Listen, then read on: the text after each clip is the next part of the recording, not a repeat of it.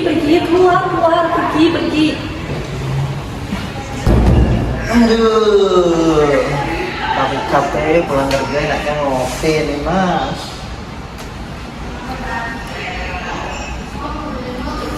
Pak, anak kita gimana ini?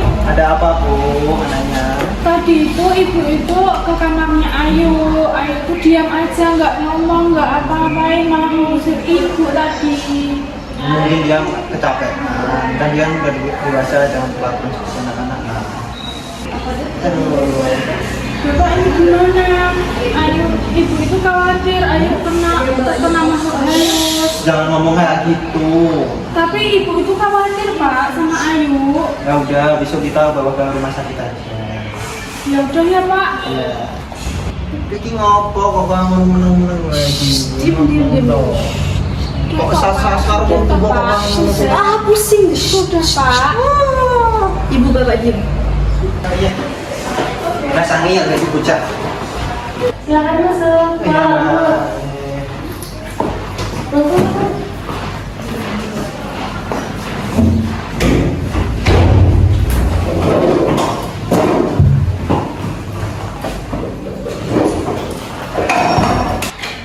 Selamat pagi Bapak Ibu, ada yang bisa saya bantu? Selamat pagi Sus, ini anak saya Ayu. Ya Bapak, ada apa? Bisa jelasin atau cerita pelan-pelan masalah yang dialami anak Ibu sama Bapak? Begini Bu, akhir-akhir ini anak saya melakukan hal-hal yang tidak saya inginkan, seperti kayak ngobrol sendiri, terus kayak halusinasi seperti itu Bu. Itu sudah terjadi berapa minggu ya Bu? Sekitar 2-3 hari ini Sus. Apa sudah Ibu coba tanyakan dan bicarakan berdua mengenai masalah yang dirasakan Ayu? Ataukah Ayu termasuk anak yang tertutup? Saya sudah sempat mencoba untuk berbicara sama anak saya, tapi anak saya malah mengusir saya Sus. Dulu juga seperti ini Bu? Belum pernah sama sekali, baru pertama ini Sus.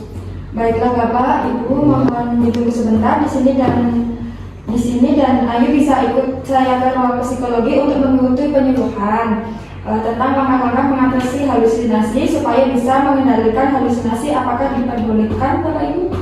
Boleh Sus, boleh ya Pak ya. Silakan. Baik Sus, minta tolong diantarkan ke ruang psikologi ya. Mau saya antar sekali Pak? Berdiri, ayo. Ayo sini. Ayo.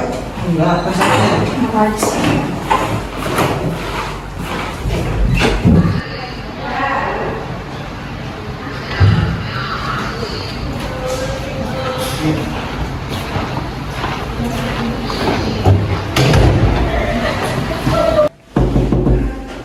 Permisi. Ya.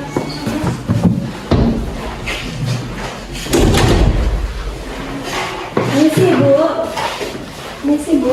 Ya, jadi begini Bu, tadi ada pasien yang bersama Ayu, tadi dia bersama orang tuanya.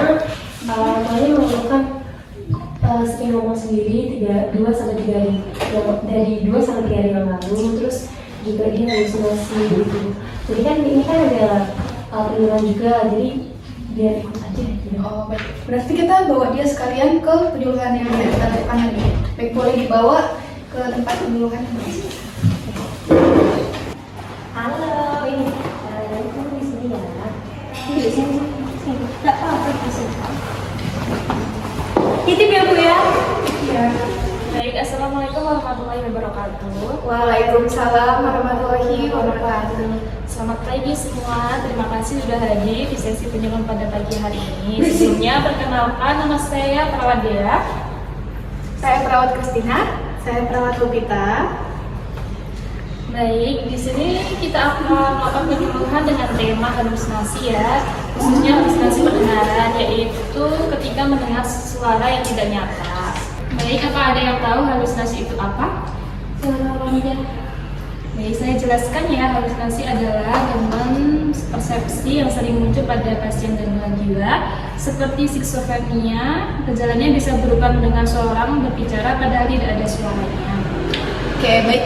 Dari yang tadi sampaikan, di sini saya ada beberapa hal yang akan saya sampaikan kepada kalian teman-teman. Yang pertama yaitu untuk supaya tenang pikiran kita, yang pertama itu ada hardik halusinasi. Di mana hardik halusinasi ini adalah cara kita untuk menghilangkan suara-suara yang ada di telinga kita, seperti dengan cara menutup telinga kita menggunakan kedua tangan, kemudian menyatakan pergi, kamu tidak datang. Kemudian yang kedua itu bisa dilakukan dengan cara berdiskusi atau berkomunikasi dengan orang lain, yaitu dengan begitu kita akan tidak mendengar omongan-omongan yang ada di telinga kita, jadi kita teralihkan oleh berkomunikasi dengan orang lain, seperti itu.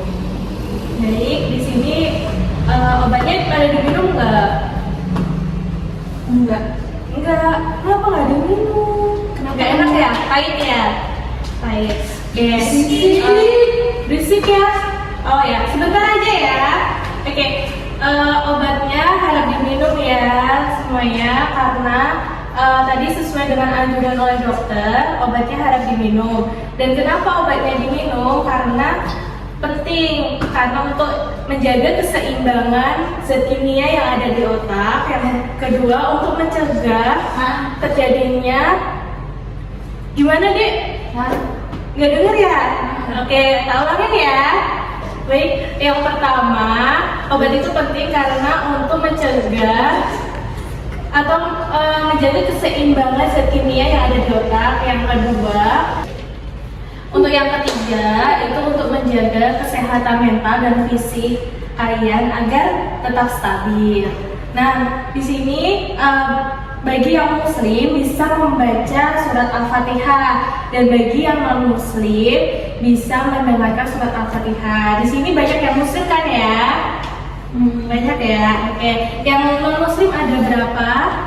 Ada 1. Oke, yang non muslim nanti bisa belajar sama perawat Christine ya. Nanti setelah kita belajar membaca Al-Fatihah. Di sini ada yang udah ada yang tahu Al-Fatihah, surat Al-Fatihah? Anas. Al-Fatihah belum ada bisa ya? Bisa? Mau maju nggak?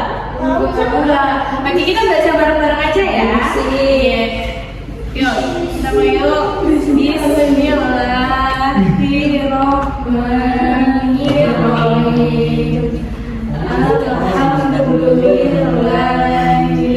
Bentar, kamu juga sampai sebelah sini. Ya, kita sekarang baca surat Al-Fatihah bareng-bareng ya. Kita mulai. Bismillahirrahmanirrahim. Alhamdulillahi Rabbil Alamin. Ar-Rahmanir-Rahim. Maliki yaumiddin. Iyyaka na'budu wa iyyaka nasta'in. Ihdinas siratal mustaqim.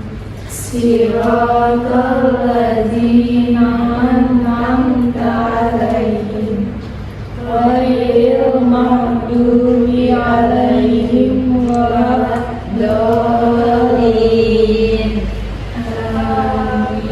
Amin. Belum selesai.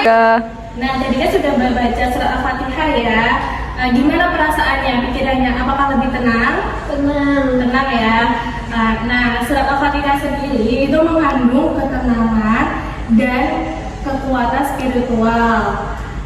Dengan membaca dengan penuh konsentrasi dan keyakinan akan memberikan pikiran kita menjadi lebih tenang dan terhindar dari halusinasi. Dan hati juga mendapatkan harapan yang baru. Baik, itulah adalah beberapa langkah yang bisa kita lakukan saat terjadinya halusinasi. Terus begitu ya teman-teman semua, adik-adik semua. Bisa dimengerti? Bisa. Oke. Mbaknya ada pertanyaan? Oke, teman-teman. Tadi kan udah disampaikan ya, ada beberapa langkah nih. Saya mau tahu teman-teman sekalian ini ngerti nggak sih apa yang kita jelasin tadi? Kira-kira kalau ada yang bisa ngejelasin apa yang disebutkan tadi, kita pelajari tadi, boleh teman-teman? Stop. Oke. Kamu bisa? Oke. Mau maju nggak? Oke, di situ. Boleh. itu halusinasi dengan cara hidup telinga pergi kamu tidak nyata terus sama berbincang sama orang lain. Oh, betul ya. Terus sekali tadi ada dua ya cara untuk menghilangkan supaya pikiran lebih tenang begitu. Kemudian selanjutnya nanti akan ditutup oleh Mbak. Baik, untuk penjelasannya sudah selesai. Untuk kesimpulannya, itulah beberapa langkah-langkah yang bisa kita lakukan untuk mengatasi halusinasi. Dan ingatlah, halusinasi bisa dikendalikan dengan pikiran yang jernih dan langkah-langkah tepat. Kita bisa menjalani hidup yang lebih baik. Baik, sekian dari kami. Wassalamualaikum warahmatullahi wabarakatuh. Waalaikumsalam